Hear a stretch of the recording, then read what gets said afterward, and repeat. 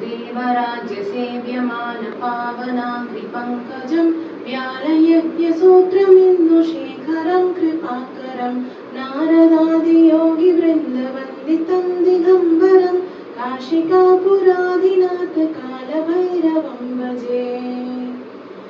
भानुकोटिभास्वरं भवाप्तितारकं परं नीलकण्ठमीप्सितार्थदायकं त्रिलोचनं कालकालमम्बुजाक्षमक्षशूलमक्षरं काशिकापुरादिनाथकालभैरवं भजे।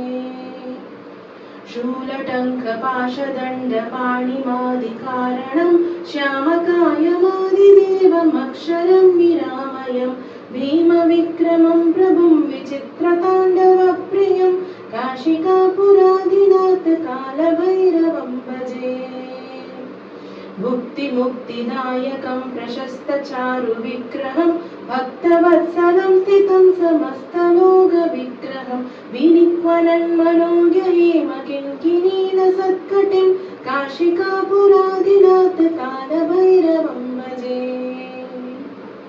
धर्मसेतुपालकं त्वधर्ममार्गनाशकं कर्मपाशमोचकं सुशर्मदायकं विभुं स्वर्णवर्णकेशपाशशोभिताङ्गमण्डलं काशिकापुरादिनाथकालभैरवं भजे।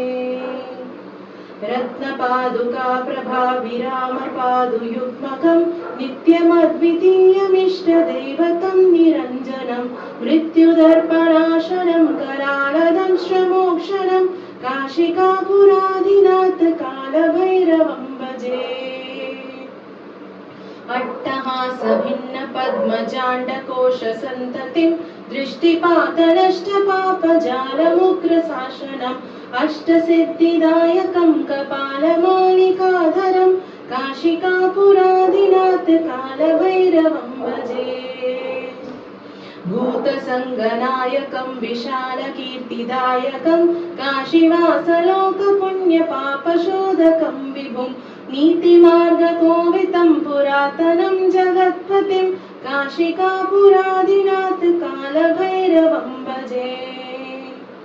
कालभैरवाष्टकं पठन्ति ये मनोहरं ज्ञानमुक्तिसाधनं विचित्रपुण्यवर्धनं शोकमोहदैन्यलोभगोपतापनाशनं प्रयान्ति कालभैरवाग्रिसन्निधिं नराध्रुवं काशिकापुरादिनाथकालभैरवं भजे। काशिकापुरादिनाथकालभैरवं भजे। ॐ